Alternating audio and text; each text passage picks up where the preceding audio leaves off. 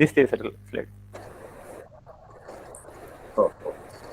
सर्वांचं आजच्या प्रशिक्षणामध्ये स्वागत आहे.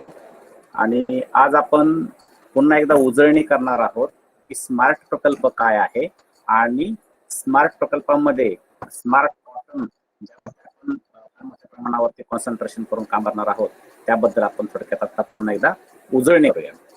तर स्मार्ट प्रकल्पाचं नाव जे आपलं आहे ते माननीय बाळासाहेब ठाकरे कृषी व्यवसाय व ग्रामीण परिवर्तन प्रकल्प असं आहे. तर यामध्ये आपण मूल्य साखळी जी स्मार्ट कॉटनची मूल्य साखळी आहे तर ती आपण जाणून आज घेणार आहोत. स्मार्ट प्रकल्पाचं उद्दिष्ट काय आहे?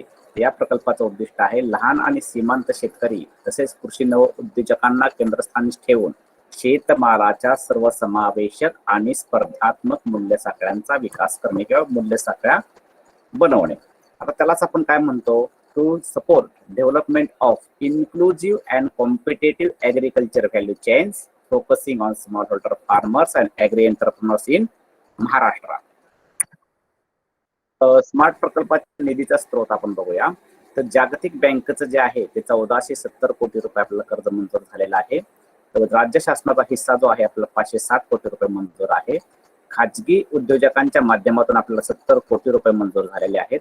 प्रकल्पाची एकूण जी किंमत आहे ती 2100 कोटी रुपये आहे. तर स्मार्ट प्रकल्प हा भारतातील सर्वात असा पहिला प्रकल्प आहे ज्या प्रकल्पामध्ये खाजगी क्षेत्रातील गुंतवणूकदारांनी गुंतवणूक केलेली आहे. काय बघितलं खाजगी क्षेत्रातील गुंतवणूकदारांनी? कारण हा प्रकल्प जो आहे तो मूल्य साखळी व्हॅल्यू चेन डेव्हलपमेंटचा आहे. तो व्हॅल्यू चेन मध्ये काय येतं, कोणत्याही पिकाच्या व्हॅल्यू चेन मध्ये त्या व्हॅल्यू चेन मध्ये काम करणारे सर्व घटक येतात. तर याला स्कोप वाटल्यामुळं प्रायव्हेट सेक्टरच्या गुंतवणूकदारांनी यामध्ये गुंतवणूक केलेली आहे. तर स्मार्ट प्रकल्प सर्वसाधारण 7 वर्षे महाराष्ट्रामध्ये राबवला जाईल. आता व्हॅल्यू चेन आपण म्हणतोय की मूल्य साखळी आपण विकास करणार आहे. तर मूल्य साखळी म्हणजे काय हेही जाणून घेणं तितकंच महत्वाचं आहे. तर मूल्य साखळीची व्याख्या आपण बघूया. तर मूल्य साखळी म्हणजे काय? शेतमालाच्या उत्पादनापासून म्हणजे शेतकऱ्यानं त्याचं उत्पादन आता केलेलं आहे उपभोक्त्यापर्यंत म्हणजे जो एंड कस्टमर आहे, जो ग्राहक आहे त्याच्यापर्यंत जेवढी काही कार्य होतात म्हणजे सर्व व ती कार्य करणारे जेवढे काही घटक आहेत तेवढे घटक ह्यांची साखळी. यात काय होतं, या साखळीत काय होतं, उत्पादित शेतमालाची मालकी एका घटकापासून दुसऱ्या घटकाकडे जाते आणि या प्रक्रियेत शेतमालाच्या किमतीत वृद्धी म्हणजे मूल्य वृद्धी किंवा वाढ होते, किंमत वाढत जाते. त्याचं कसं उदाहरण आहे, समजा जोपर्यंत कापूस आपल्या शेतात आहे तोपर्यंत मालकी ती आपली झाली. एकदा का आपण हार्वेस्टिंग करून ट्रान्सपोर्टरकडे दिली किंवा त्या खेडा खरेदीदाराकडे दिली तर ती मालकी ट्रान्सफर होते. म्हणजे काय होते, यामध्ये शेतमालाची मालकी दुसऱ्या घटकाकडे गेली, समजा जिनरकडे गेली तर ती मालकी जिनरकडे जाते. आणि ह्यात काय होतं, प्रत्येक गोष्टीत मूल्यवृद्धी होत जाते किंवा त्या किमतीत वाढ होत जाते. ही आली सर्वसाधारण त्या आपल्या पिकाच्या मूल्य साखळीची किंवा जनरल मूल्य साखळीची व्याख्या. आता मूल्य साखळी विकास कशासाठी करायचा? मूल्य साखळी विकास कशासाठी करायचा? तर पहिली जी गोष्ट आहे ती ग्राहकाने अदा केलेल्या रुपयामध्ये उत्पादकाचा हिस्सा वाढवणे.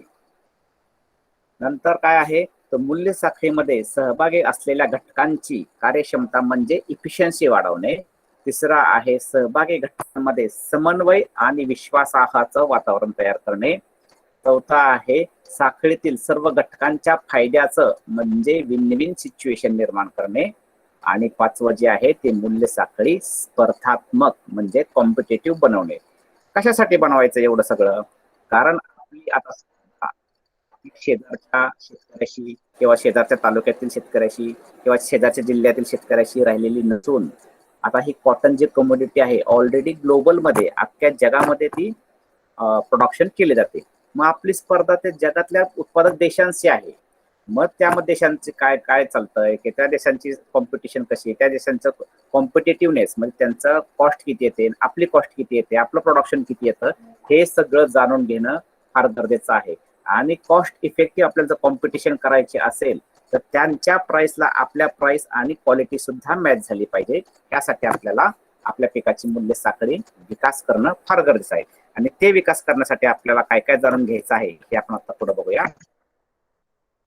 तर स्मार्ट प्रकल्पात आता शेतकऱ्यांच्या सहभागाचे घटक आपण जाणून घेऊया. स्मार्ट प्रकल्पामध्ये शेतकरी कुठे सहभागी होऊ शकतात? तर पहिला जो उपप्रकल्प आहे तो उत्पादक भागीदारी उपप्रकल्प, ज्याला आपण प्रोडक्टिव्ह पार्टनरशिप सब प्रोजेक्ट म्हणतो. त्यामध्ये काय आहे, एका ठिकाणी खरीददार आहे, त्या ठिकाणी शेतकरी उत्पादक कंपनी असतील किंवा समुदाय आधारित संस्था आहेत. या दोघांमध्ये जो कॉमन काम होईल यांच्यातील हा थोडक्यात भागीदारी उपप्रकल्प आहे. दुसरा आहे तो बाजार संपर्क वाढ उपप्रकल्प, त्यामध्ये मार्केट ऍक्सेस प्लॅन सब प्रोजेक्ट आपण त्याला म्हणतो. यामध्ये काय करणार आहोत आपण, तर बाजारपेठेच्या संपर्क वाढीसाठी शेतकरी संस्थांना आपण सहाय्य करणार आहोत. दुसरा जो आहे तो धान्य गोदाम आधारित उपप्रकल्प, त्याला आपण वेअरहाऊस बेस्ड प्रोजेक्ट म्हणतो.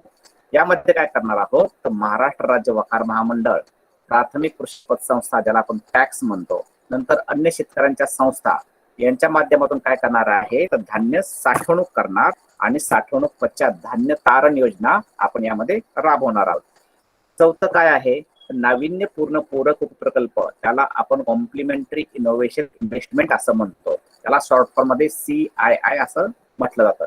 त्यामध्ये काय आहे, तर पहिलं जे उत्पादक भागीदारी उपप्रकल्प आहे, बाजार संपर्क वाढ आहे किंवा वेअरहाऊस बेस जो आहे, या तिन्ही उपप्रकल्पांना जर टेक्नॉलॉजी कोणती लागत असेल किंवा एखादी नाविन्यपूर्ण गोष्ट लागत असेल तर ती या उपप्रकल्पाच्या माध्यमातून आपण त्या व्हॅल्यू चेनसाठी मदत करणार आहोत. आणि जो शेवटचा जो आहे तो कापूस मूल्य साखळी विकास प्रकल्प म्हणजे स्मार्ट कॉटन. त्यामध्ये काय करणार आहोत, तर कापूस उत्पादकता तर वाढवणारच आहोत, पण त्यात क्वालिटी म्हणजे गुणवत्तापूर्ण उत्पादकता वाढवायची आहे. एक जिन्सी कापूस विक्री व्यवस्था उभी करणं यामध्ये सर्वात महत्वाचं आपलं उद्दिष्ट आहे. स्मार्ट कॉटन साठी स्मार्ट प्रकल्पातून 100 कोटी रुपयांची स्पेशल तरतूद आपण यासाठी केलेली आहे. आता कॉटनचा सिनेरिओ मग अशी म्हटल्याप्रमाणे आपली जी कॉम्पिटिशन आहे ती आपल्या शेजारच्या शेतकऱ्याशी नसून, शेजारच्या तालुक्याशी नसून, जिल्ह्याशी नसून ती ग्लोबलशी आहे.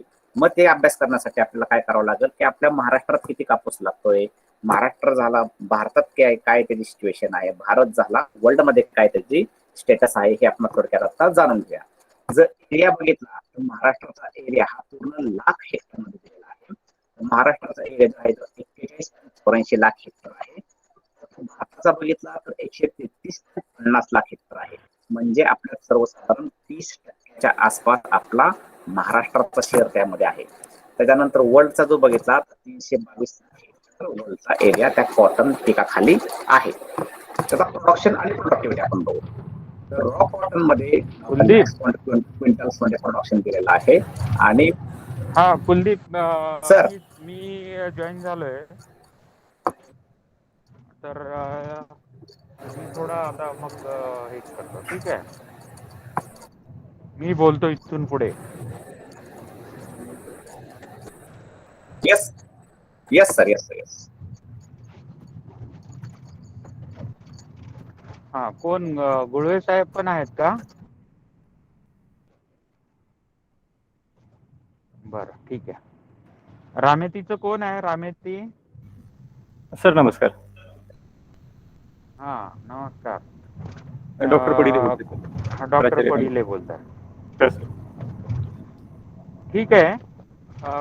तुम्ही ऍक्च्युली मला जो विषय दिलाय ते स्मार्ट प्रकल्पाबद्दल माहिती देण्याचा विषय दिलाय. Yes sir. आणि तुमचं ट्रेनिंग स्मार्ट कॉटन वर आहे ना ओव्हरऑल? होय सर, होय सर, ओव्हरऑल येस. ओके. किती लोक, कोण कोण आहे ट्रेनिंग? ट्रेनिंग स्मार्ट कॉटन मधले सर्व मंडळ कृषी अधिकारी, कृषी पर्यवेक्षक, कृषी सहाय्यक आणि स्मार्ट कॉटनचे सर्व शेतकरी गट प्रमुख आहेत सर. Okay okay. किती VSTF ची पण टीम आहे. हॅलो, VSTF ची पण टीम आहे. Okay okay, very good very good. ठीक आहे. आता मी काही इंट्रोडक्टरी हे जात नाही. आता जिथं होता कुलदीप तिथून स्लाइड सुरू करतो. तू हे कर, स्मार्ट प्रकल्पामध्ये एकूण किती प्रकारचे व्हॅल्यू चेन डेव्हलपमेंट प्रोजेक्ट आहेत ती स्लाइड सुरू कर. हा, एकच मिनिट कर सर.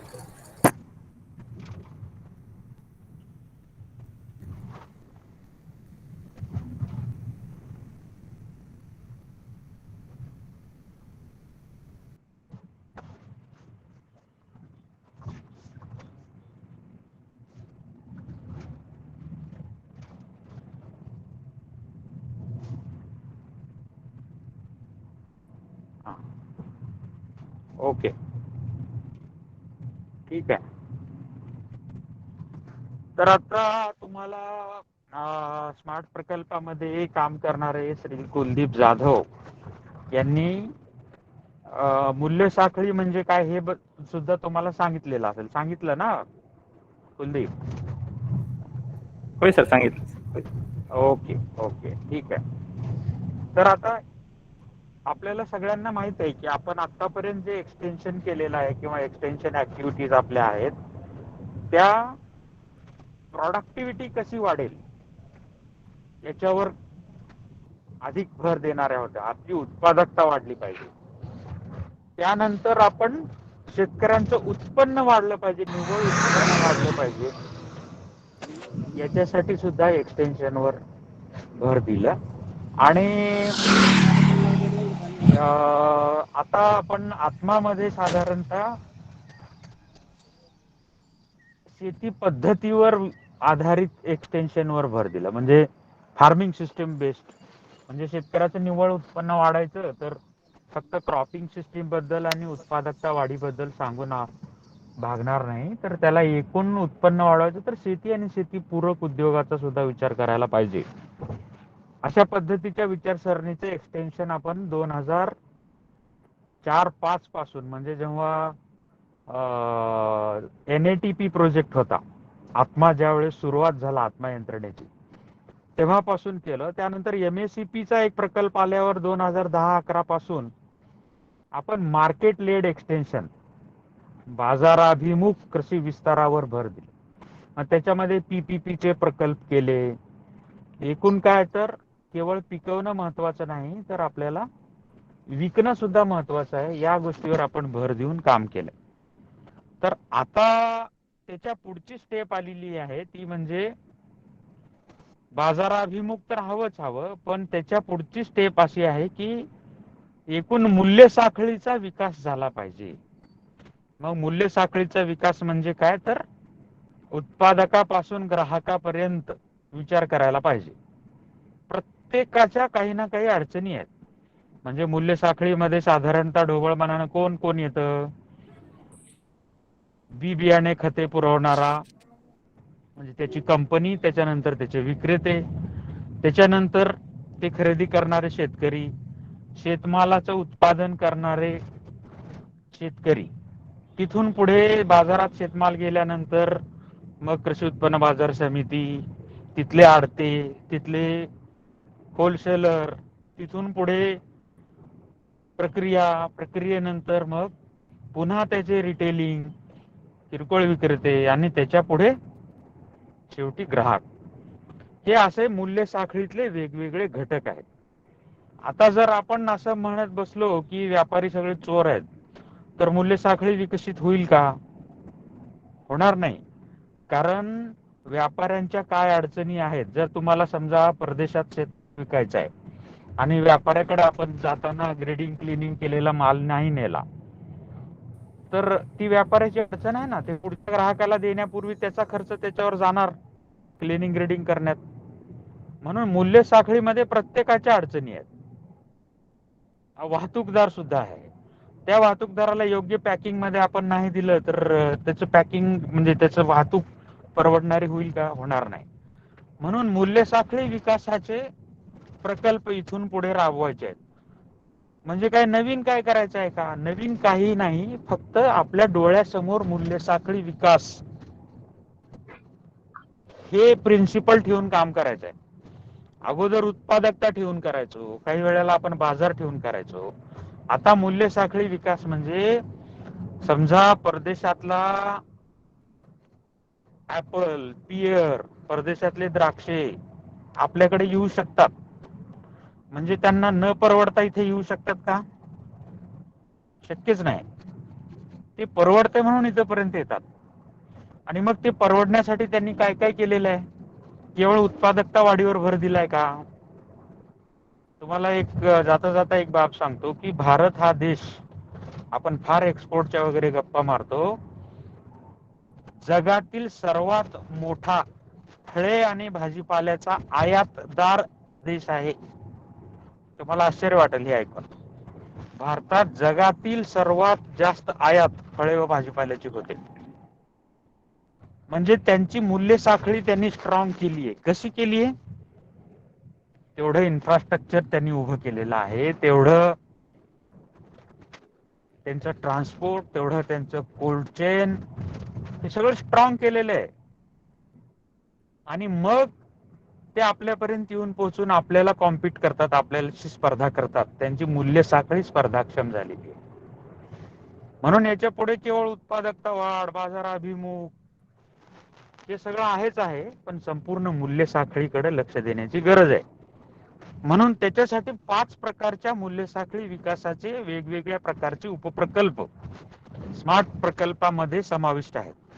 जसं तुम्हाला सांगितलं, पहिला उपप्रकल्प प्रोडक्टिव्ह पार्टनरशिप किंवा उत्पादक भागीदारी, ही एक संकल्पना आहे. जसं आपण PPP प्रकल्प केले, खरेदीदार आणि उत्पादक यांना एका मंचावर आणायचं आणि खरेदीदाराला जी क्वालिटी लागते, जी क्वांटिटी लागते, ती क्वालिटी आणि ती क्वांटिटी आपण ठराविक शेतकरी गटाकडून तयार करायची आणि त्या शेतकऱ्याच्या कंपनीला, गटाला त्या खरेदीदाराबरोबर जोडायचं. आणि मग हे करायचं झालं तर शेतकऱ्याला काही मदत लागेल. शेतकऱ्याला कोणत्या प्रकारची मदत लागेल? कोणाला वेअरहाऊस लागेल, कोणाला काही विशिष्ट अवजारं लागतील, काही जणांना काही विशिष्ट टेक्नॉलॉजी, तंत्रज्ञान लागेल. मग हे सगळं शेतकऱ्याच्या समूहाला पुरवण्यासाठी प्रकल्पामधून 60% पर्यंत अनुदान मिळणार. जिथं खरेदीदार निश्चित आहे अशा ठिकाणी त्याला आपण म्हणतो प्रोडक्टिव्ह पार्टनरशिप किंवा उत्पादक भागीदारी उपप्रकल्प. दुसरा बाजार संपर्क वाढ उपप्रकल्प. हा कसला उपप्रकल्प आहे? तर बऱ्याचदा काय आहे की निश्चित खरेदीदार नाही, पण असं एक बाजार आहे देशांतर्गत किंवा देशाबाहेर की ज्या बाजारात जर मी शेतमाल नेऊ शकलो तर मला किंमत अधिक मिळू शकते. उदाहरणार्थ, आपल्याकडे काही द्राक्ष सगळे पूर्वोत्तर राज्यांमध्ये द्राक्ष पिकतात अशातला भाग नाही, पण निर्याती इतका भाव आपण जर तिथपर्यंत पोहोचू शकलो तर मिळू शकतो. मग त्याला रेफर व्हॅन लागेल, कोल्ड चेन लागेल. देशांतर्गत बाजाराचं झालं ते. आता बरेच लोक आपल्याला माहित असेल की चांगल्या क्वालिटीचं सोयाबीन कोइंबतूरला विकतो, त्याला वेगळी किंमत मिळते. आपल्या इथल्या काही कंपन्या तिथे डायरेक्ट पोहोचतात शेतकऱ्यांच्या. तिथे पोहोचायचं तर शेतकऱ्याच्या गटांना, शेतकऱ्याच्या कंपन्यांना तेवढं सक्षम करायला पाहिजे. मग त्यांना जे काही प्रकारचं भांडवली गुंतवणूक आहे इन्फ्रास्ट्रक्चर करण्यासाठी तयार, त्याच्यासाठी प्रकल्पातून मदत केली जाते 60% पर्यंत अनुदान देऊन. मग निर्यात असेल किंवा देशांतर्गत वेगळं मार्केट असेल, त्याला आपण बाजार संपर्क वाढ उपप्रकल्प म्हणतो. तिसरा धान्य गोदाम आधारित उपप्रकल्प. आपल्याला माहित आहे की धान्य तारण योजना पणन मंडळामार्फत चालवली जाते किंवा वखार महामंडळाच्या गोदामात सुद्धा आपण जर धान्य साठवू शकलो तर त्या धान्यावर आपल्याला एक मिनिट जरा होल्ड करा. हॅलो,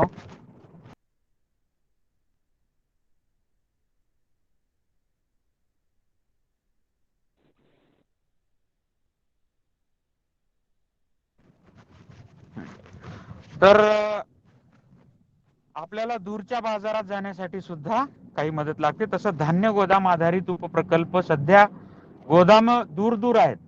म्हणजे एका गावापासून जर वखार महामंडळाच्या गोदामात धान्य साठवायचं तर मला किमान 25 किलोमीटर जावं लागतं, 50 किलोमीटर जावं लागतं बऱ्याचदा. तर ही सुविधा आपल्या गावात निर्माण करायची झाली तर आपले जे प्राथमिक कृषी पतसंस्था आहेत, त्या पतसंस्था म्हणजे अगोदर सोसायटी ज्याला आपण म्हणायचं, ज्या सोसायटीतून आपण पीक कर्ज वगैरे मिळायचं DCCचं, त्यांच्याकडे काही गोदामा आहेत, पण त्या गोदामांची परिस्थिती चांगली नाहीये. धान्य गोदामात साठवायचं असेल तर त्याला, आणि त्याच्यावर जर आपल्याला धान्य तारण ठेवून कर्ज मिळायचं असेल तर त्या गोदामाची काही विशिष्ट अशी मानांकन आहेत, त्या पद्धतीनं गोदाम पाहिजे. तर तशा पद्धतीचं गोदाम उभं करण्यासाठी आणि गावात धान्य तारण सुविधा करून देण्यासाठी काही 200 ग्रामपंचायतीमध्ये सुरुवातीला आपल्याला प्रकल्प राबवायचे आहेत. त्याला आपण धान्य गोदाम आधारित उपप्रकल्प मानतो. आणि वरच्या तिन्ही प्रकारच्या याला काही टेक्नॉलॉजी लागते किंवा काही व्हरायटी आपल्याला इम्पोर्ट करायच्या आहेत. उदाहरणार्थ हॉर्टिकल्चर मध्ये आपल्याला द्राक्षाच्या काही व्हरायटी इम्पोर्ट करायच्या आहेत. तर अशा पद्धतीचा प्रकल्प एखाद्या फार्मर प्रोड्युसर कंपनीने दिला तर त्याला येणाऱ्या खर्चाच्या 60% पर्यंत अनुदान प्रकल्पामधून देता येतं. किंवा तुम्हाला एखाद्या IT सोल्युशन देणाऱ्या कंपनी बरोबर त्याची सेवा घ्यायची आणि त्याची फीस द्यायची तर त्या फीसच्या 60% पर्यंतची रक्कम या नाविन्यपूर्ण पूरक उपप्रकल्पामधून देता येते. आता 5वा जो आहे तो कापूस मूल्य साखळी विकास प्रकल्प. जसं तुम्हाला आता सांगितलं की 40-41 लाख हेक्टरवर महाराष्ट्रात कापूस घेतला जातो आणि फार मोठा महाराष्ट्राचा हित स्टेक हे ह्याच्यामध्ये आहे कॉटन पिकामध्ये.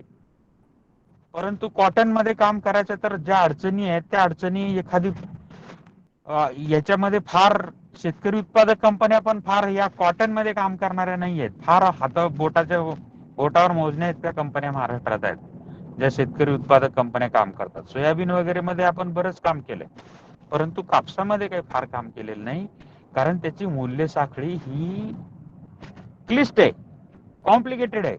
त्याच्यातले जे प्लेयर आहेत, खेडा खरेदी करणारे, मग तिथून जिनिंगच्या नंतर मग व्यापारी, मग स्पिनिंग, मग कपडा तयार करणारे, आणि ते कपड्यापासून ग्राहकापर्यंत जाईपर्यंत इतके मूल्य साखळीमध्ये वेगवेगळे घटक आहेत.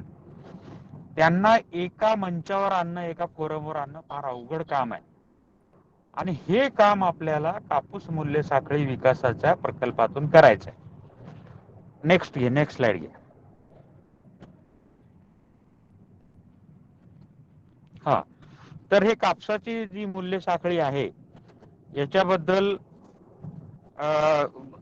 माहिती सांगण्यापूर्वी हे काही फॅक्ट्स अँड फिगर्स. आपण कुठे आहोत, महाराष्ट्र कुठे आहे, कारण कापूस हा काही फक्त महाराष्ट्रात पिकवला जात नाही, जगाचं पीक आहे. जगात किती उत्पादकता आहे, जगात किती कार्यक्षमपणे कापूस पिकवला जातो त्याच्यावरच कापसाची किंमत ठरते.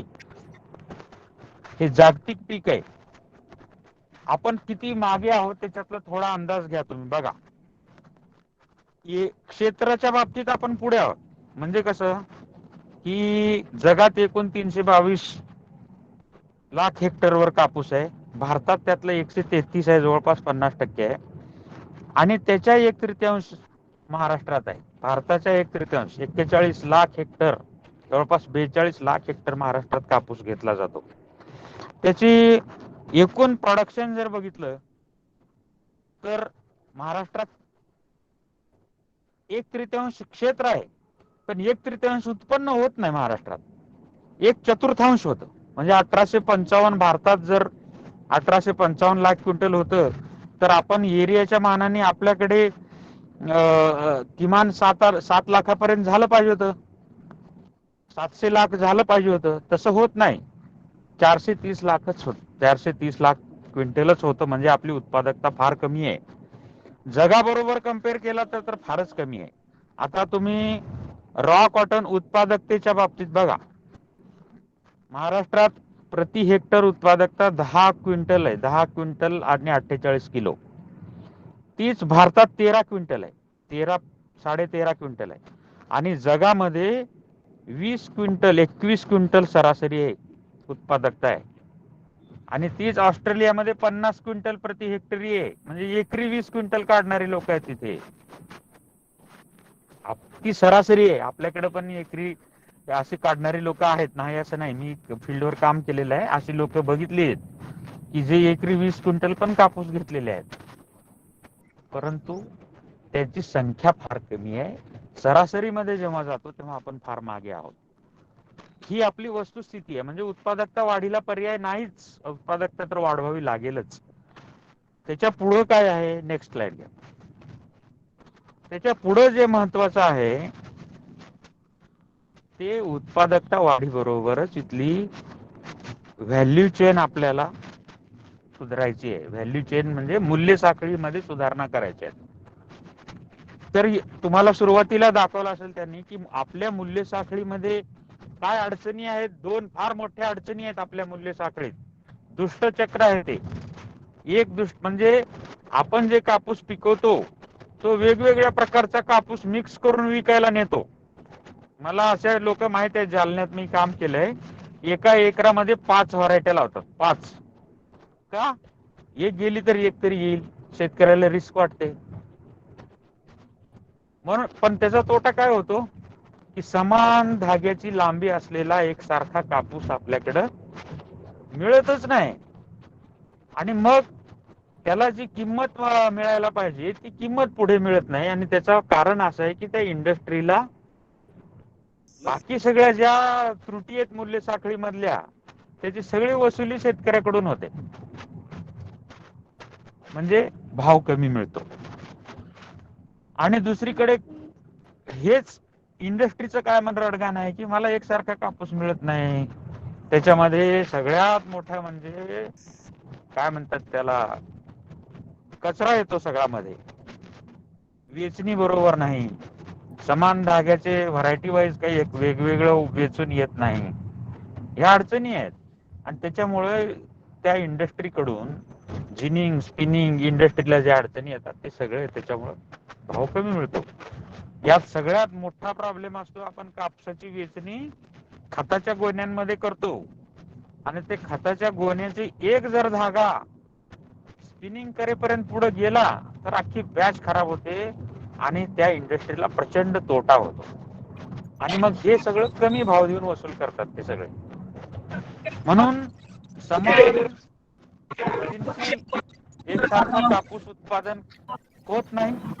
आणि त्याच्यामुळे शेतकऱ्याला भाव कमी मिळतो. आता शेतकरी म्हणतो ठीक आहे, मला जर फक्त वजनावरच पैसे मिळणार असतील तर मी ते एकसारखा कापसाच्या मागे कशाला लागू. एकसारखा कापूस पिकवल्यामुळं एक जिन्सी कापूस समान म्हणजे धाग्याची लांबी समान असलेला कापूस, एका व्हरायटीचा कापूस एकत्रित मी वेचला तर त्याचे काय पैसे मिळणार आहेत का मला वाढीव? साहजिक व्यावहारिक प्रश्न आहे. आणि हे होत नाही. म्हणजे काय, एकदा रॉ कॉटन विकला की पुढे जी कापसाची मूल्य साखळी आहे त्या मूल्य साखळीमध्ये शेतकऱ्याचं स्थान नगण्य नाहीच. शेतकऱ्याच्या कापसापासून केलेल्या गाठी केल्या आणि त्या गाठीमुळे जर काही वाढीव किंमत मिळत असेल तर त्याच्यामध्ये हिस्सा शेतकऱ्याचा शून्य आहे. होतं काय त्याच्यामुळे, शेतकरी एकत्रित सगळा कापूस आणतो वेगवेगळ्या प्रकारचा मिक्स करून आणि त्याच्यात ते खताच्या गोण्याचे धागे पण येतात, पालापाचोळा पण येतो आणि मग वजनावर त्याला पैसे मिळतात. मग त्याच्या पुढे मग सायकल सुरू होते, दुष्टचक्र सुरू होतं. तुम्हाला माहित आहे गावात कापूस खरेदी करायला एका शेतकऱ्याचा कुठला एखादा गावातला गाळा ठरवला जातो. त्या गाळ्यावर सगळे लोक कापूस आणतात, त्याची वजनं घेऊन त्याला पट्टी करून त्याला पैसे दिले जातात त्या व्यापाऱ्याकडून कॅश. आणि मग तो ट्रक भरतो तुडवून भरवला की शेवटी म्हणतो ते ज्याचा गाळा असतो त्याला की मला बाबा हे तर मोटर चालू करून जरा पाणी चालू करून दे. आणि मग सर्रास समजा 10 टनाची गाडी असेल तर त्याचा 11 टन वजन करतो तो पाणी घालून. उघड आहे, उघड सत्य, उघड सत्य. आणि त्याचं काय होतं पुढं, मग तो नेतो गुजरात किंवा ठराविक ठिकाणी कुठं जिनिंग वर विकायला. तिथला व्यापारी म्हणतो अरे फारच त्याच्यात ओल आहे बाबा, हे काय 5% सूट द्या. ठीक आहे म्हणतो, घ्या. खरेदी करताना शेतकऱ्याकडून 10 टन खरेदी केलेली आहे. तिथे गेल्यावर वजन झालंय 11 टन. तो माणूस म्हणतो अर्धा टन कमी करतो. तो म्हणतो ठीक आहे, घासाघीस करून अर्धा टनाला तयार होतो. परंतु अर्धा टनाचे पैसे फुकट मिळतात 500 किलोचे पाणी घालून. त्याचा शेवटी परिणाम कुठं होतो, त्या गाठी तयार करताना होतो. त्या गाठी विकताना त्याची क्वालिटी राहत नाही, म्हणून शेवटी त्याची विक्री होताना त्या गाठीला सुद्धा किंमत कमी मिळते. ह्याचा परिणाम का होतो, तर भारताच्या कापसाची प्रत जगातल्या कापसाशी केली तेव्हा ही प्रत हलकी चांगली राहत नाही, बेकार राहते. म्हणजे काय झालं, एकूण मूल्य साखळीमध्ये प्रॉब्लेम आहे आणि ह्या मूल्य साखळीचा प्रॉब्लेम सोडवायचा तर ह्या सगळ्या गोष्टी ऍड्रेस करायला पाहिजेत. शेतकऱ्याला 4 पैसे मिळायचे तर एक वाण लावला तर त्याला 4 पैसे मिळवून दिले पाहिजेत. तिथून पुढे विक्री व्यवस्था सुधारली पाहिजे आणि रुई आधारित जी क्वालिटी पिकवेल शेतकऱ्यांनी त्या चांगल्या रुईच्या बाजारामध्ये शेतकऱ्याला 4 पैसे अधिक मिळाले पाहिजेत. असं केल्याशिवाय ही मूल्य साखळी सुधारणार नाही. तर सध्याची मूल्य साखळी कशी आहे मी तुम्हाला सांगितलं, तेच चित्राच्या स्वरूपात दाखवलेलं आहे.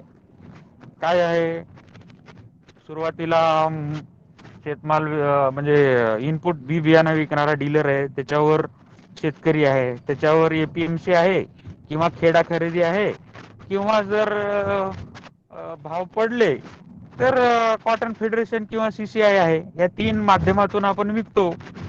त्याच्या पुढे ते सगळं जातं जिनरकडं. एकदा जिनरला गेल्यानंतर त्याचे 2 भाग होतात, एक सरकी आणि दुसरा रुई. रुईच्या गाठी तयार करून ते व्यापाऱ्यामार्फत पुढे विकत जातात, स्पिनरकडे जातात आणि त्याची मग एक तर त्या गाठी एक्सपोर्ट पण होतात किंवा देशांतर्गत वापरासाठी विकले जातात. आणि कॉटन सीड सुद्धा पुढे ऑइल एक्सपेलर कडे जाऊन त्याची पेंड आणि तेल तयार होतं. तर ह्या सगळ्या लोकांच्या अडचणी ग्राह्य लक्षात घेऊन मूल्य साखळी विकासाचा प्रकल्प आपल्याला प्रस्तावित केलेला आहे. स्लाइड घ्या, नेक्स्ट स्लाइड.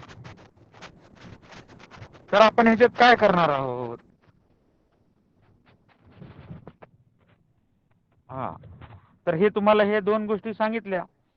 प्रक्रिया उद्योगाला एक जिन्सी आणि स्वच्छ कापसाची उपलब्धता न होणे आणि कापूस मूल्य साखळीत रुई आधारित बाजार व्यवस्थेमध्ये शेतकऱ्यांचा सहभाग नसणे, ह्या 2 मुख्य अडचणी ह्या व्हॅल्यू चेन मध्ये आहेत, ह्या मूल्य साखळीमध्ये आहेत आणि ह्या दोन्ही गोष्टीवर आपण काम करणार आहोत. पुढे नेक्स्ट. हा, तर आपण हे काय काय उद्दिष्ट आहेत याची? तर याची उद्दिष्ट आहेत की राज्यात एक जिन्सी स्वच्छ कापसाचं उत्पादन करून कापूस प्रक्रिया उद्योगाला मूल्यवर्धित कापूस उपलब्ध करून देणे. आणि दुसरं काय, कापसाच्या मूल्य साखळीत प्रक्रियेनंतर रुई आधारित बाजार व्यवस्थेमध्ये शेतकऱ्यांचा सहभाग वाढवून उत्पादित मूल्यवर्धित कापसाचा योग्य मोबदला शेतकऱ्यांना मिळवून देणे.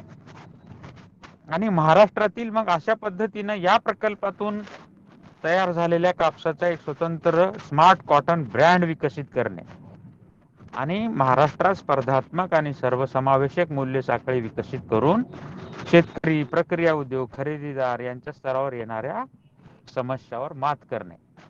हे असं एक अवघड काम आता कोण कोण करणार आहे? हे कृषी विभाग, शेतकऱ्यांचे गट आणि पुढे विक्री व्यवस्थेमध्ये कॉटन फेडरेशनचा सुद्धा याच्यामध्ये सगळ्यात महत्वाचा रोल आहे. तुम्ही काही पिकवलात, जर विकताना तुम्हाला त्याची किंमत मिळाली नाही तर काय उपयोग? मग विक्रीचं तंत्र हे आपल्या कॉटन फेडरेशनला माहित आहे, म्हणून त्यांचा ह्याच्यात सगळ्यात महत्वाचा सहभाग घेतलेला आहे. नेक्स्ट.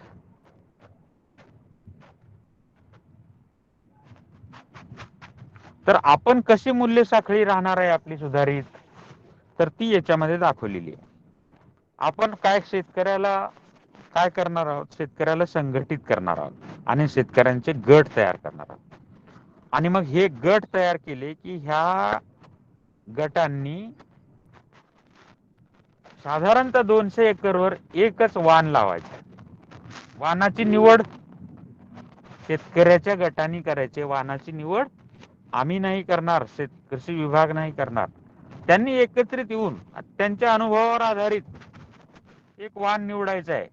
त्या कंपनी बरोबर चर्चा करून, सीड पुरवणाऱ्या कंपनी बरोबर चर्चा करून 200 एकरासाठी लागणारं बी घ्यायचं आहे. त्याच्यात वाटाघाटी करून किमती कमी करून घ्यायच्या आहेत, कारण एकत्रित आल्याचा हे फायदा झाला पाहिजे, आपल्याला रेट कमी मिळाला पाहिजे. याच्यासाठी शेतकऱ्याच्या गटाने प्रयत्न करायचे आहेत. मग हे 200 एकरवर एक कापूस लावला आपण, मग या सगळ्यांची एकत्रित वेचणी, म्हणजे वेचणी स्वतंत्र करायची. ह्या ज्या जात लावलेली आहे प्रकल्पामध्ये त्याच्या कापसाच्या पहिल्या दोन वेचण्या ह्या स्वतंत्र करायच्या आहेत आणि ह्या स्वतंत्र करून गाव पातळीवर अगोदर कापसाची वजनं घ्यायची स्वतंत्र आणि मग तो कापूस एकत्रित जिनिंगला न्यायचा आणि जिनिंग मध्ये मग तिथे याच्या स्वतंत्र गाठी तयार होतील आणि गाठी तयार झाल्यानंतर त्याची विक्री, त्या गाठींची विक्री कॉटन फेडरेशन महाकॉट करेल आणि मग तिथपर्यंत, त्या गाठीपर्यंत शेतकऱ्याच्या गटाची मालकी राहील आणि जेव्हा ती गाठ विकायची आहे ते शेतकऱ्याचा गट ठरवेल. आता हे कॉम्प्लिकेटेड वाटेल तुम्हाला की मी कापूस घातला, मला वजनावर पैसे मिळाले, प्रश्न मिटला. याच्यात हा एक एक्झिट रूट आहे की तुम्हाला नुसतं कॉटन विकायचं आहे, एक जिन्सी चांगला कापूस पिकवल्याची म्हणजे खात्री करून, तर तिथे जी वाढीव किंमत मिळणार आहे ती किंमत घेऊन बाहेर पडायचं तर पडू शकता.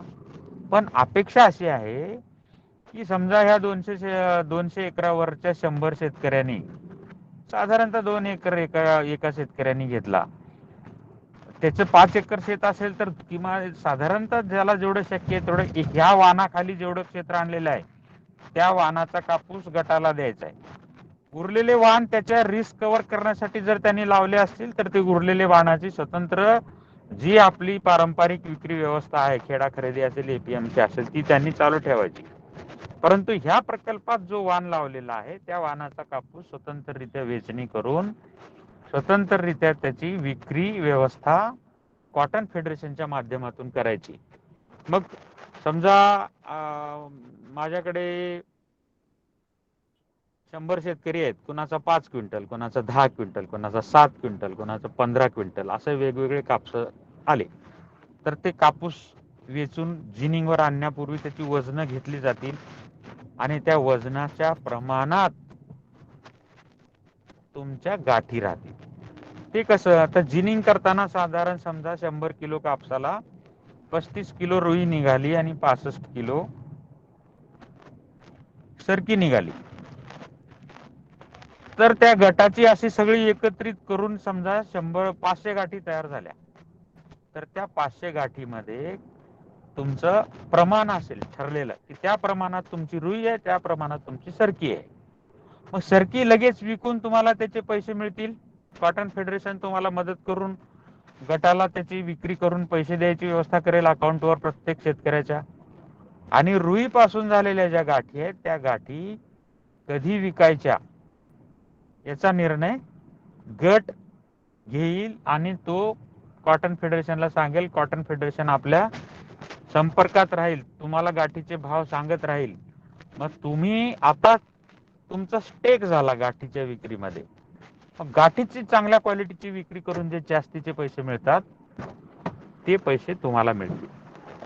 आणि हे मग आता हे जिनिंग करायला वगैरे जे पैसे लागलेत, हे जे पैसे लागलेत वाहतुकीला, जिनिंगला, हे सगळे तुमच्या ज्या बिल आहे त्या बिलातून त्या सर्व्हिस पोटी लागणारे पैसे वसूल केले जातील प्रत्येक शेतकऱ्याकडून. अशा पद्धतीने एक नवीन मूल्य साखळी आपल्याला विकसित करायची, ज्या मूल्य साखळीमध्ये रुई आधारित विक्री व्यवस्थेमध्ये शेतकऱ्याचा सहभाग राहील. नेक्स्ट घ्या.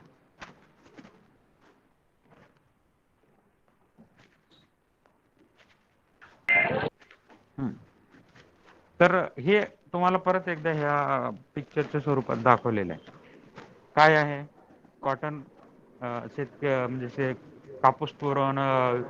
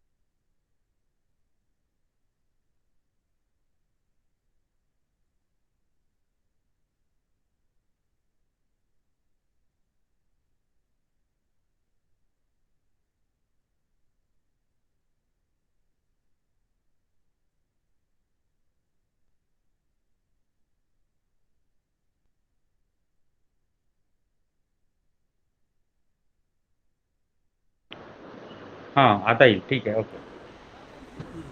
तू बाहेर बघ आवाज येतोय का? येतोय सर हा, आवाज, येतोय सर आवाज. Okay okay okay. तर ही व्हॅल्यू चेन कशी दिसेल हे याच्या या स्लाइड मध्ये दाखवलेलं आहे की शेतकऱ्यांचे गट राहतील त्या म्हणजे शेतकरी विखुरलेले आहेत. हा, ठीक आहे. शेतकऱ्यांचे गट स्थापन केले जातील. हे गट आत्माकडे रजिस्टर केले जातील आणि रजिस्टर करताना वगैरे इश्यू होऊ नये आत्मा स्तरावर, म्हणजे पुन्हा रजिस्ट्रेशनला एवढी फीस आणि त्याच्यामुळं मग ह्या गोष्टी थोड्या एक्झाम्प्ट करा या गटांना किंवा रिझनेबल ठेवा. त्याच्यानंतर या शेतकऱ्याच्या गटाला वेगवेगळ्या प्रकारचे जे एक्सटेन्शनच्या सर्व्हिसेस आहेत त्या आपण पुरवायच्या आहेत आणि तिथून मग एकत्रित म्हणजे वेचलेल्या कापसाची वजनं घेऊन ती जिनिंग मिलला आणायची. जिनिंग मिल नंतर त्याचं पुढे स्वतंत्र गाठी यांनी चरकी काढून विक्री व्यवस्था ही कॉटन फेडरेशन मार्फत राबवली जाणार आहे. नेक्स्ट घ्या कुलदीप, नेक्स्ट स्लाइड घ्या.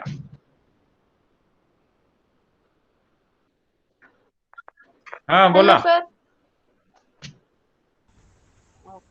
काय बोलायचंय मॅडम?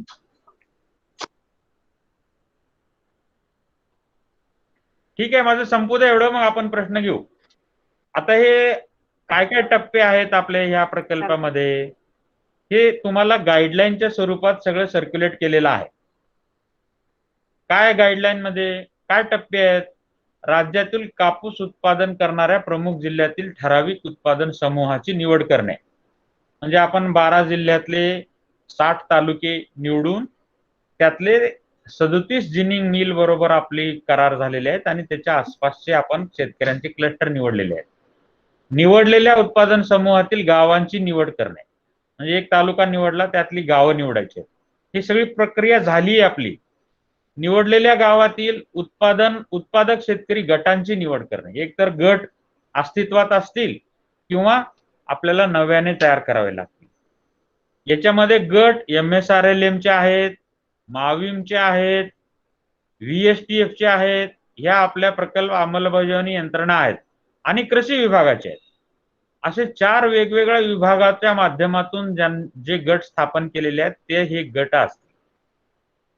मग हे गट स्थापन करत असताना अल्प आणि अत्यल्प भूधारक शेतकरी आपल्याकडे ते बाय डिफॉल्ट आहेतच, परंतु महिला आणि अनुसूचित जाती जमातीच्या शेतकऱ्यांना मात्र आपल्याला याच्यामध्ये प्रतिनिधित्व द्यावं लागेल.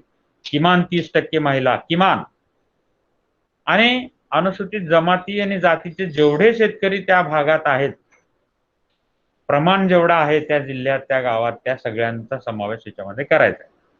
त्याच्यानंतर निवडलेल्या शेतकरी गटाचा प्रमुख, ही फार मोठी गोष्ट आहे, कारण ह्या प्रमुखावर आपण बऱ्याच जबाबदाऱ्या देणार आहोत की त्यांनी प्रकल्पाचे अधिकारी आणि शेतकरी याच्यामधला हा दुवा आहे, तेव्हा हा चांगला एक शेतकरी आपल्याला गट प्रमुख निवडायचा आहे. त्याच्यानंतर निवडलेल्या शेतकरी गटातील प्रमुख समन्वयक शेतकऱ्यांना उत्पादकता वाढीबरोबरच एक दिवसीय स्वच्छ कापूस उत्पादनासाठी प्रशिक्षण द्यायचे आहे. हे प्रशिक्षणाचं काम पण या मुख्य शेतकऱ्याला अगोदर ट्रेनिंग आणि मग त्यांनी इतर शेतकऱ्यांना सांगणं, याशिवाय आपण आता शेतकरी प्रशिक्षण पण स्वतंत्र प्रकल्पामध्ये ठेवलेले आहे. त्यानंतर निवडलेल्या शेतकरी गटातील शेतकऱ्यांसाठी विस्तार कामाचा एक भाग म्हणून मूल्य साखळी शाळेचे आयोजन करणे. आपण आतापर्यंत काय करत होतो? शेती शाळेचं आयोजन करत होतो, परंतु आता सुधारित नाव काय दिले आपण? मूल्य साखळी शाळा. पण मूल्य साखळी शाळामध्ये फक्त शेती शाळा आहे का? नाही. एक्सटेन्शनचं एक पॅकेज दिलेलं आहे, पूर्ण पॅकेज. काय काय पॅकेज आहे? पीक प्रात्यक्षिक, शेतकरी प्रशिक्षण, शेती शाळा, त्याच्यानंतर हे जो निवडलेला शेतकरी गट प्रमुख त्याचे प्रशिक्षण, अभ्यास दौरे, याच्याशिवाय कृषी सहाय्यकांना परदेश दौऱ्याचा सुद्धा याच्यामध्ये समावेश केलेला आहे. जे चांगलं काम करतील अशा 200 राज्यातल्या 200 कृषी सहाय्यकांना देशाबाहेर जिथं कापसाची चांगली मूल्य साखळी आहे अशा ठिकाणी नेऊन दाखवून आणायचं आहे. मग ते कधी ऑस्ट्रेलियात असेल, कधी काही ब्राझीलमध्ये असेल, कुठे असेल तिथे, तर त्याचा खर्च प्रकल्पामधून करायचा आहे. म्हणून आता हे एक आकर्षण आहे की कोणता कृषी सहाय्यक हा प्रकल्प चांगला राबवतो, त्याचे काही क्रायटेरिया करणार आपण आणि त्या क्रायटेरियाच्या आधारे या कृषी सहाय्यकांची निवड करायची. नेक्स्ट,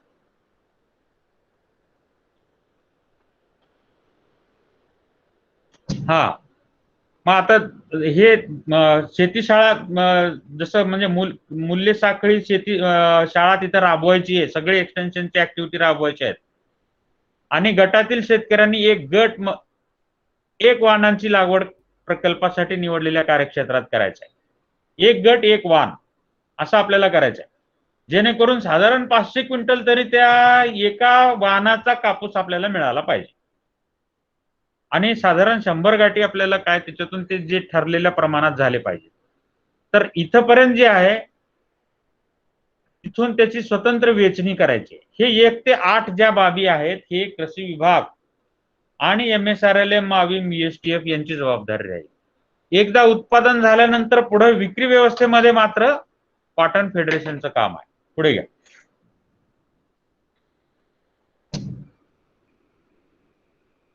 नेक्स्ट स्लाइड या कुलदीप.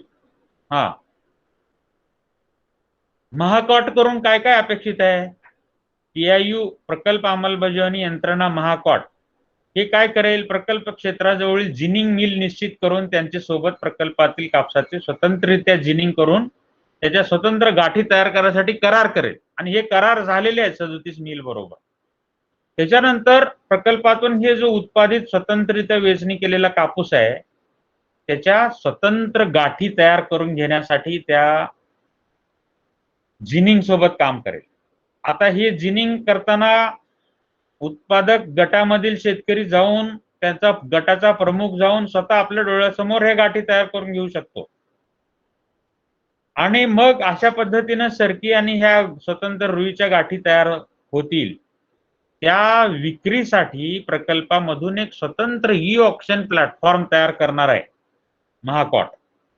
पण हा ऑक्शन स्वतःचा प्लॅटफॉर्म तयार होईपर्यंत सध्या जे असे कमोडिटी ट्रेडिंगचे ऑक्शन प्लॅटफॉर्म आहेत त्या प्लॅटफॉर्म वरून स्वतंत्र ह्याची विक्री केली जाणार आहे.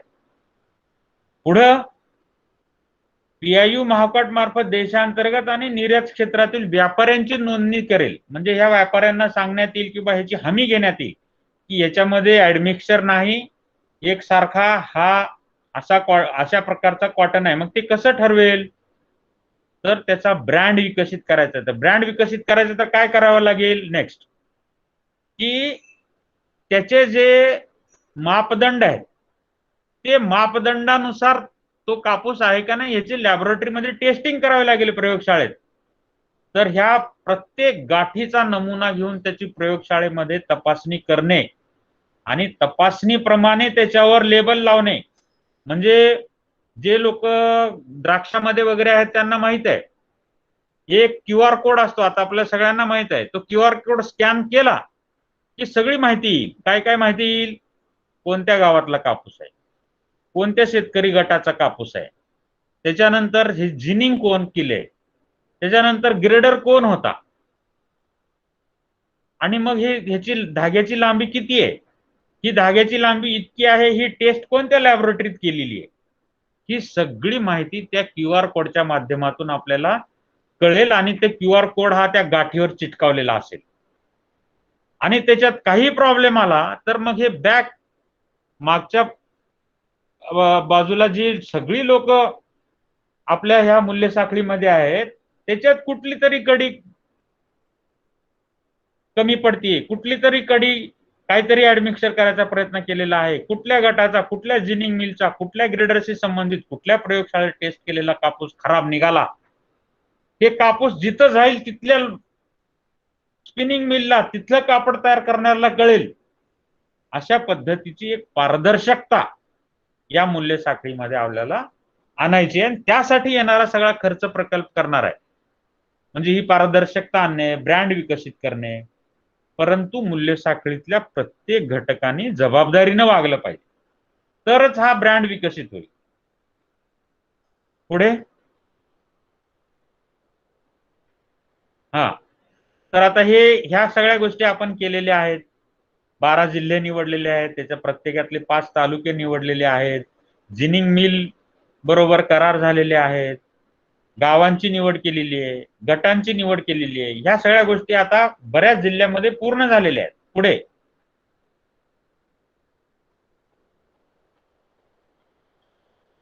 हा शेतकरी गटाची निवड केलेली आहे. साधारण 200 एकराचा एक गट असावा. साधारण 100 शेतकऱ्यांची संख्यापेक्षा क्षेत्र महत्वाचं आहे. 200 एकर क्षेत्र एका व्हरायटी खाली आपल्याला आणायचं आहे. त्याच्यासाठी 100 शेतकरी लागतील. जिथं जमीन धारणा जास्त आहे तिथं करायचे 50 लागतील, 150 लागतील. महत्वाचं काय आपल्याला 200 एकर त्या व्हरायटी खाली आणणं हे महत्वाचं आहे.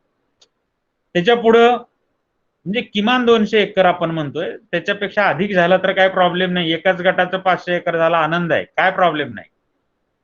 पुढे शेतकरी गट निवडताना त्याच्यामध्ये मग जसं आम्ही सांगितलं अनुसूचित जाती जमाती महिला यांचा सहभाग असला पाहिजे. आता तुम्ही गटामध्ये महिलांचा सहभाग करताना ती शेतकरी महिला आहे एवढं बघा, म्हणजे तिच्या नावानं शेती नाही म्हणून तिला गटात घ्यायचं नाही असं करायचं नाही. नवऱ्याच्या वडिलांच्या नावानं जरी शेती असली तरी सुद्धा त्या महिलेला त्या गटामध्ये सहभाग द्या. माझं तर असं म्हणणं आहे किमान 50% महिला गटामध्ये ठेवलंच पाहिजे, कारण त्याच्यामुळे आपल्याला प्रकल्पामध्ये एक उद्देश आहे आणि महिला असल्या तर क्वालिटी मेंटेनन्सला अधिक फायदा होईल. कारण वेचणीमध्ये या सगळ्या बाबीमध्ये महिलांचाच पुढाकार असतो आणि महिला जर वेचणी करणाऱ्या इतर मजुरांना जसं समजावून सांगेल तसं पुरुष सांगणार नाही. महिलांना जर ट्रेनिंग दिलं तर त्याचं जे ट्रान्सफर ऑफ टेक्नॉलॉजी होईल तेवढी ट्रान्सफर ऑफ टेक्नॉलॉजी पुरुषांना ट्रेनिंग देऊन होणार नाही. आणि या मूल्य साखळीमध्ये वेचणीमध्ये महिला आहेत. ऍडमिक्सचर होतं वेचणीच्या पातळीवर, त्याच्यामुळं महिलांचा सहभाग प्रकल्पामध्ये फार महत्वाचा आहे. त्याच्यानंतर आता आपण क्षेत्राबद्दल बोललेलं काय आहे की खाजगी आपला सिंचनाची हलक्या जमिनीतला कापूस घेऊ नये असं म्हणलंय आपण आपलं विभागाचं काय म्हणणं आहे की कोरडवाहू हलक्या जमिनीत कापूस घेऊच नाही असं आपण म्हणतो. आणि प्रकल्पामध्ये मग ती गोष्ट आपण प्रस्तावित करू शकतो का? करू शकत नाही. आपल्याला सगळ्यांना माहित आहे, जालन्यातल्या भोकरदन जाफराबाद ह्या लोकांना सगळ्यांना माहित आहे की ड्रीप केल्यावर उत्पन्न किती वाढतं. असे म्हणजे ते काळ्या पाण्यावरच्या कापसाची गोष्ट तुम्हाला माहित असेल की भोकरदन आणि जाफराबाद मध्ये काळ्या पाण्यावरचा कापूस घेतला जातो. छोटक्या स्टोरी अशी आहे की या पावसाळ्याच्या शेवटी तिथे मुळात काय विहिरीला झरे जरी नसले, पाणी येत नसलं जमिनीतून, तरी हौदासारखा विहिरीचा वापर करून पाणी साठवून ठेवतात ती लोक आणि ते पाणी जनावरालाही पाजत नाही, तितकं जपून ठेवतात ते पाणी. आणि पावसाळ्याच्या सुरुवातीला मे एंडला किंवा खास करून जूनच्या पहिल्या आठवड्यात ठिबकद्वारे पाणी देऊन कापूस लावतात. आता जर तुम्ही औरंगाबाद वरून सिल्लोड मार्गे भोकरदन जाफराबाद चिखली या मार्गाने कधी गेलात तर आता मला खात्री आहे तिथे एकच काम चालू आहे, कापसाचे ड्रीप अंथरायचं काम चालू आहे. बैलगाड्या चाललेत, बैलगाड्यामध्ये कापूस आपला हा ठिबकचा सगळा सेट लादलेला आहे आणि रीतसर व्यवस्थित जाऊन ते अंथरायचं काम सुरू आहे. त्याचं कारण काय? कारण तिथल्या ज्या महिला शेतकरी आहेत त्या काय म्हणतात आपल्या मालकाला, आपल्या नवऱ्याला की बाबा माझ्या गळ्यातलं हे किडूक मिडूक काय हे ते विकून टाक, पण आपल्या शेतात ठिबक बसव. कारण ज्यांनी ठिबक बसवलेलं आहे त्याच्या पिकाची वाढ आणि त्याची उत्पादकता तिला तिच्या समोर दिसते. आपण कितीही बदनामी झाली असेल थोडी बहुत भोकरदन वगैरेची, पण ही गोष्ट मान्य करावं लागेल की तिथे आज 60-70% कापूस ठिबकवर आहे.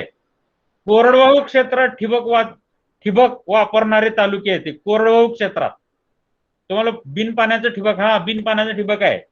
काळ्या पाण्यावर कापसाची लागवड करणे आणि त्यानंतर सगळे खतं जी आहेत ती ड्रीप मधून देणे आणि जेव्हा पुन्हा जुलैच्या मध्ये खंड पडला की पुन्हा जून मध्ये पडलेल्या पावसामुळे साठलेलं पाणी पुन्हा ड्रीपने देणे.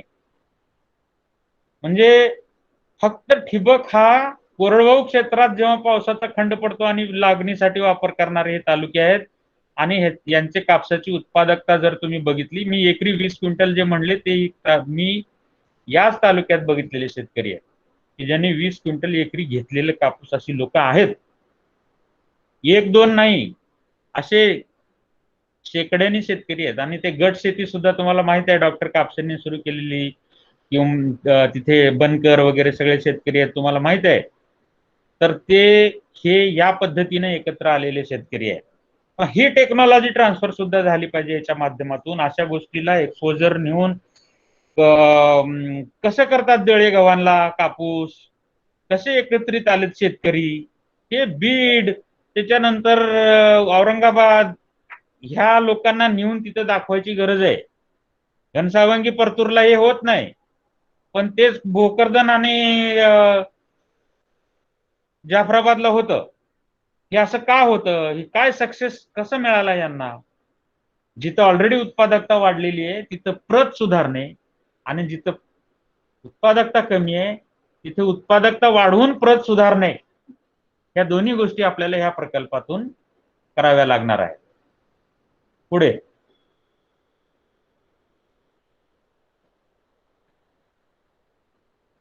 तर अशा पद्धतीने एकूण आपल्याला हा प्रकल्प राबवायचा आहे.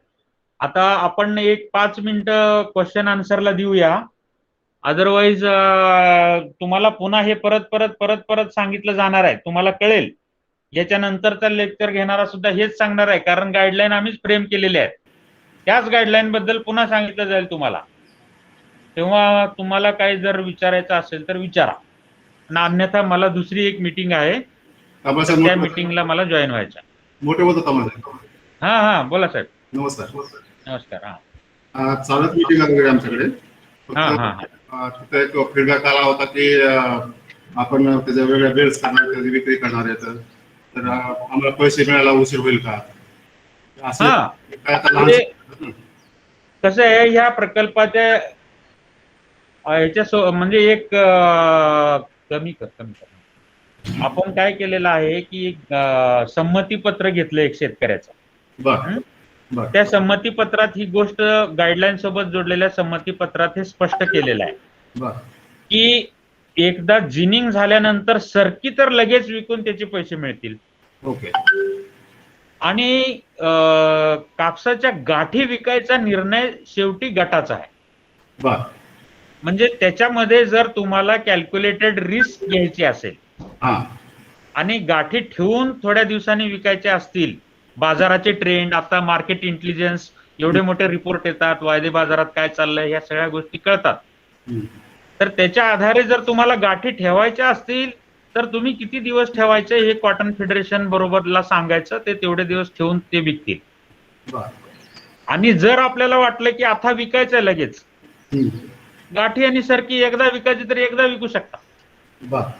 हा निर्णय सामूहिक आहे. आणि हे गटांचं जेव्हा मोबिलायझेशन करणार आहे आपण, सगळ्यात ट्रिकी प्रश्न हाच आहे की लोकांना जर दोन गोष्टी रिस्क एक्सटेन्शनची किंवा ह्या प्रकल्पामध्ये गव्हर्नमेंट एजन्सी म्हणून 2 ठिकाणी रिस्क आहे. एक रिस्क, एक व्हरायटी निवडली आणि ती जर फेल गेली, म्हणून आपण म्हणतोय की व्हरायटी निवडताना ही गटाची सामूहिक जबाबदारी आहे. आणि आपण त्याच्यामध्ये एक एक्सटेन्शनचं कॉम्पोनंट टाकलेलं आहे, tech market meet. Tech market मीटच्या वेळेस ते शेतकऱ्याचे गट प्रमुख, त्याच्यानंतर विविध बियाणे कंपन्या, विविध टेक्नॉलॉजी पुरवणाऱ्या वेगवेगळ्या कंपन्या आणि जिनर्स, स्पिनर्स ह्या सगळ्यांना एका फोरमवर आणायचं. एक मिनी हे कॉटन व्हॅल्यू चेनचा सगळ्या प्लेयर्सचा फोरम राहील. ओके. त्या फोरमवर चर्चेअंती त्या शेतकरी गटांनी स्वतःहून आपल्याला लेखी कळलं पाहिजे की आम्ही हा वाण निवडलाय. ओके. आणि त्याच्या फेल्युअरच्या रिस्क वगैरे ह्या त्यांच्या असतील, पण त्यांना आपण फॅसिलिटेट करायचं निवडायला. कारण एखाद्या कंपनीने काहीतरी क्लेम केला म्हणून आपण ते टेक मार्केट मीटला विद्यापीठाच्या प्रतिनिधींना पण बोलवणार आहे, कारण त्यांनी ते व्हाउच केलं पाहिजे हे जे सांगतात ना. कारण काय झालंय की मध्यंतरी वेगवेगळ्या hybrids actually multi location trial type विद्यापीठाच्या फार्मवर सुद्धा टेस्ट केलेले आहेत. त्याचा सुद्धा डेटा विद्यापीठाकडे आहे. हा. म्हणजे काहीतरी चुकीचा क्लेम एखादी कंपनी करू नये, हा. टॉल क्लेम करू नये, त्याच्यासाठी या वेळेस त्या कॉटन एक्सपर्टला टेक मार्केट मीटला आपल्याला बोलवायचं आहे हा. आणि कंपन्यांना बोलवायचे, त्यांना प्रेझेंटेशन करायला लावायचं आणि त्याच्यातून सगळ्या टेक्नॉलॉजीज मग हे गट निवडतील.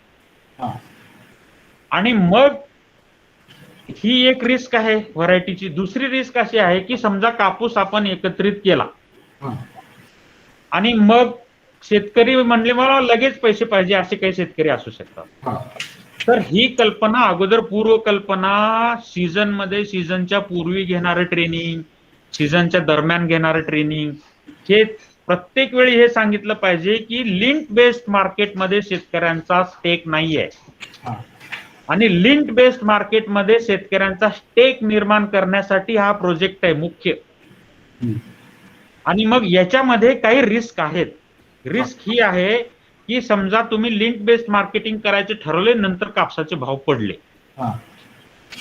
ही कॅल्क्युलेटेड रिस्क आहे हे सांगावं लागेल. आणि अगोदर आपण इनोव्हेटर सोबत काम करणार आहोत एक्सटेन्शन मधला फर्स्ट प्रिन्सिपल नुसार. हा. जे इनोव्हेटिव्ह फार्मर्स आहेत, जे रिस्क घ्यायला तयार आहेत आणि रिस्कचा फायदा त्यांना मिळणार आहे, हा. अशा गटांसोबत काम करावं लागेल. हे वारंवार सांगावं लागेल की आपण कसली आश्वासनं जर दिली टॉल हा. की तुम्ही रुईचा कापसाची रुई केली की तुम्हाला हमखास पैसे मिळतीलच. हा. आता मार्केटचा अभ्यास केला आणि जर ते अनालाइज केलं व्यवस्थित हम्म. की आपली रुईची पर्सेंटेज 35%, 65% सरकी, सरकीची किंमत एवढी, रुईच्या गाठीची किंमत एवढी, रॉ कॉटनची किंमत एवढी, रॉ कॉटनची किंमत आणि बेल्स केल्यानंतर मिळणारी किंमत याच्यातला फरक, पण ही प्रक्रिया करायला प्रोसेसिंगला लागणारा खर्च, हे सगळं इकॉनॉमिक्स जे आहे ना, हे इकॉनॉमिक्स आपल्याला त्या मार्केटचा स्टडी करून त्या टेक मार्केट मीट मध्ये मांडायला लावला पाहिजे. मग तो जीनर असेल किंवा आपला विद्यापीठाचा माणूस असेल किंवा महाकॉटचा माणूस असेल, हे एक मार्केट लेड एक्सटेन्शन आहे त्या काळातलं. आणि मग हे एक कन्सेन्सस बिल्ड करावं लागेल. आणि जर तुम्ही टॉल क्लेम करून उगीच आम्ही असं करून देऊ असं जर म्हणला आणि तोंडगशी पडला तर लोक, सरकार हे फार सॉफ्ट टार्गेट असतं. बरोबर. त्याच्यामुळे ह्या गोष्टीचं अनालिसिस करून आपल्या इथं सुद्धा काही असे कृषी सहाय्यक, असे असे सुपरवायझर इनोव्हेटिव्ह तयार झाले पाहिजेत की इकॉनॉमिक्स त्यांनी मांडून दाखवलं पाहिजे. आणि हा एक असा कॉम्प्लिकेटेड इश्यू आहे, म्हणजे व्हीसीएस सर्कल आहे की लिंक बेस्ड मार्केटमध्ये शेतकऱ्यांचा सहभाग नाही आणि एक जिन्सी एकसारखा होमोजिनियस कॉटन न मिळाल्यामुळे, ओव्हरऑल इंडियन कॉटनला किंमत न मिळाल्यामुळे ट्रेडला आणि प्रोसेसिंग इंडस्ट्रीला प्रॉब्लेम आहे. हा जर व्हीसीएस सर्कल ब्रेक करण्याचा हा एक प्रयत्न आहे. पण हे प्रयत्न करत असताना जर कॉर्पोरेट फार्मिंग असेल तर 5,000 एकरावर लावून मी ब्रेक करू शकतो. अमेरिकेत, ब्राझीलमध्ये शक्य आहे. आपल्याकडे करायचं तर शेतकऱ्यांना एका फोरमवर आणून त्यांना एक्सटेन्शनच्या सर्व्हिसेस देऊन ग्रुप फॉर्म करून करावं लागेल. हे सगळेजण बोलतात की असं झालं पाहिजे. बऱ्याचदा नुसती एक व्हरायटी लावून भागणार नाही, त्याचं मार्केटिंग सुद्धा ऍड्रेस करावं लागेल. आणि मार्केटिंग मध्ये जे इनबिल्ट रिस्क आहेत त्या रिस्क, कॅल्क्युलेटेड रिस्क सुद्धा समजावून सांगणं आवश्यक आहे. आता धान्य तारण योजनेत तसं होतं ना, बऱ्याचदा धान्य तारण योजनेमध्ये आपण 90% वेळेला भाव वाढतात, पण 10% असा आहे की ते भाव पडतात. म्हणजे तेजी मंदी करणारे व्यापारी रात्रीतून कंगाल होतात ना. म्हणजे त्यांनी जर 10 गाड्या घेऊन ठेवल्या सोयाबीनच्या 5,000 रुपये क्विंटलनी आणि नंतर भाव 4,000 रुपये क्विंटल झाला, एका वर्षात कंगाल झालेले लोक आहेत. तुरीमध्ये झालंय हे एक 10 वर्षापूर्वी की लोकांनी तुरीचे भाव वाढतील म्हणून तूर घेऊन ठेवली आणि नंतर जे भाव पडले ते वर्षभर वाढले नाही. परंतु ही डार्क साइड आहे, निगेटिव्ह साइड आहे. ह्याची पॉसिबिलिटी समजा 10% आहे, तर ती 10% पॉसिबिलिटी आपल्याला एक्सप्लेन करून सांगावं लागेल, इकॉनॉमिक्स सांगावं लागेल. आणि म्हणून आपण म्हणतोय की बाबा तुझा काही पार्ट ह्या प्रोजेक्टला दे. म्हणजे तुझ्याकडे 2 एकर आहे, 1 एकर दे प्रोजेक्टला, 5 एकर कापूस लावतो, तू 2 एकर प्रोजेक्टला दे. हा. मग कंपॅरिझन मध्ये इकॉनॉमिक बेनिफिट जर मिळालं तरच तो प्रोजेक्ट मध्ये कन्सिस्टंटली राहील, बरोबर. अन्यथा पुढच्या वर्षी राहणार नाही. हम्म. किंवा दुसरं असंही आहे की आता हे बाजारभाव ठरवत असताना तुमच्या लक्षात आलं असेल की आपलं कॉटन मध्ये काय होतं की जर MSP च्या खाली भाव गेले हम्म. तर सगळा कॉटन हा सरकारी खरेदीला जातो. हा. CCI किंवा महाकॉटला खरेदी करावं लागतं, म्हणजे CCIच खरेदी करतात. कारण CCI जो डिफरन्स जो भावातला आहे तो 100% गव्हर्नमेंट ऑफ इंडिया देतं. गव्हर्नमेंट ऑफ महाराष्ट्र फक्त क्रेडिट वापरतं आणि 100% रिएम्बर्समेंट होतं गव्हर्नमेंट ऑफ इंडिया कडून. हम्म. तर समजा भाव पडले आणि MSP च्या खाली गेले, हम्म. मग तर सगळा महाकॉटच खरेदी करणार आहे. हा. परंतु तरी सुद्धा जर ह्याची प्रत चांगली असली हम्म. तर याला असं अपेक्षित आहे की याला सबसिडी द्यायची गरज पडणार नाही, उलट ह्याला चांगल्या गाठी असल्यामुळे 4 पैसे जास्त मिळतील. आणि जेव्हा प्रत म्हणजे MSP पेक्षा जास्त किमती राहिल्या, MSP पेक्षा जास्त किमती राहिल्या, ऑफिस मीटिंग मध्ये बसले वेबिनार मध्ये आहेत म्हणून सांग ना, फोन करतील म्हणा स्वतः ते. तर हे मार्केट समजून घ्यावं लागणार आहे, कारण हा व्हॅल्यू चेन डेव्हलपमेंटचा प्रोजेक्ट आहे. हा फक्त आपला एक्सटेन्शन करून उत्पादकता वाढली आमचं काम संपलं म्हणायचं प्रोजेक्ट नाही आहे. बरोबर. ह्याच्यातलं इनबिल्ट हे सांगावं लागणार आहे. आणि मग आपल्या लोकांनी हे पोज करू नये, कधीही कुठल्याही लेवलला अवास्तव आश्वासनं द्यायची नाही आहेत आणि दुसरीकडे भीती दाखवायची नाहीये. हे बॅलन्सिंग करायला पाहिजे. हे बॅलन्सिंग ऍक्ट आहे आणि ही कॅल्क्युलेटेड रिस्क प्रोजेक्ट मध्ये आहे. बरोबर. हा हा हॅलो सर. हा बोला, कोण बोला? मी प्रसन्न नाते बोलतो सर. आपण किमान MSP ची हमी देऊ शकतो का शेतकऱ्यांना, काय असं काही? हो, MSP ची हे बघा, भाव पडल्यानंतर MSP आहेच आहे ना जाग्यावर, त्याची हमी वेगळी द्यायची काय गरज आहे? गेल्या वर्षी म्हणजे आता या वर्षी कॉटन मिळाला नाही हमी खरेदीवर, पण गेल्या वर्षी म्हणजे ह्या सीझनच्या अगोदरच्या वर्षी 1 लाख गाठीचा कापूस खरेदी केला CCI आणि कॉटन फेडरेशननी, आणि त्याच्यासाठी 10,000 कोटी रुपये सबसिडी दिली महाराष्ट्रातल्या शेतकऱ्याला. अहो, ते मार्केट हे इंटरनॅशनल सेंटिमीटर, ह्या मुळातच हा क्रॉप हे जागतिक क्रॉप आहे. सुरुवातीलाच सांगितलं ना, याचे बाजारभाव आपल्या इथे किती पिकले त्याच्यावर नाहीच आहेत. पण आपली क्वालिटी सुधारली तर त्याला जे काही इन्सेंटिव्हाइज होईल प्राइस मध्ये ते शेतकऱ्याला मिळवून द्यायचं आहे. हॅलो. हा बोला. हा बोला सर, विशाल साळवे बोलतो हा, बोला. पैठण. हा तर बोला. आता आम्ही ज्यावेळेस या प्रोजेक्टच्या संदर्भात लोकांना सांगायला जातोय शेतकऱ्यांसमोर, तर शेतकऱ्यांचं म्हणणं असं येतं की बाबा आता आम्हाला तरी अवरेज 5,000 रुपयाचा भाव मिळतो, परंतु या प्रोजेक्ट मध्ये आल्यानंतर काय असं नेमकं किती टक्के आमचा बेनिफिट होईल असे प्रश्न येतात शेतकऱ्यांकडून. तर आता तुम्ही जे अगोदर सांगितलं सर, याच्यात आता स्पष्ट झालंच ते, पण आपल्याला असं काही थोडंसं बोलता येईल का त्यांना की बाबा हमी असं होऊ शकतं? हे बघा, आपल्याकडे मार्केटिंग साठी कॉटन फेडरेशन ही एजन्सी आहे. जर MSP चे रेट असतील तर MSP च्या रेटने ते खरेदी करतील, आणि ह्या ब्रँडमुळे जर ऍडिशनल इन्सेंटिव्हाइज जी किंमत होईल ती त्यांना पास ऑन केली जाणार आहे. मला काय म्हणायचं आहे की तुमचं भाव काही राहू द्या, आपली प्रत सुधारली पाहिजे आणि प्रत सुधारल्यामुळे मिळणारी किंमत मला मिळाली पाहिजे, ह्याचा हा प्रयत्न आहे ना. तुम्ही प्रकल्पात येताय म्हणजे माझ्यावर फार मोठे उपकार करताय असला भावना तुम्ही शेतकऱ्याला सांगू नका आणि शेतकऱ्यालाही तसं वाटू देऊ नका. आपल्याकडे हा प्रॉब्लेम आहे. आपल्या एक्सटेन्शन मध्ये काय प्रॉब्लेम आहे, मग काय मिळतंय ह्या भावनेने जर कोणी प्रकल्पात येत असेल तर ते चुकीचं आहे. इथून पुढे एक्सटेन्शनच्या लोकांनी हे बोलूच नाही.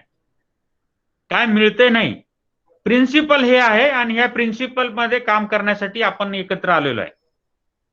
ह्याच्यातला फायदा रिस्क तुमच्या सोबत आहे आणि आपण एक प्रामाणिक प्रयत्न करतोय ह्या प्रकल्पाच्या माध्यमातून. Yes, sir. आणि या गोष्टीला कन्व्हिन्स होणाऱ्या इनोव्हेटिव्ह फार्मर बरोबरच काम करायचं सुरुवातीला. आता एक्झिस्टिंग फार्मर प्रोड्युसर कंपन्या आहेत, अशा लोकांबरोबर काम करायला सुरुवात करा. क्वांटिटीवर जाऊ नका यावर्षी क्वांटिटीवर जाऊ नका किती झाले, यावर्षी क्वालिटीवर गेलं पाहिजे. एकदा फायदा झाला म्हणल्यावर लोक पुन्हा नंतर रांग लावतील आणि तोटा झाला तर सहन करण्याची ताकद फक्त इनोव्हेटर मध्ये असेल.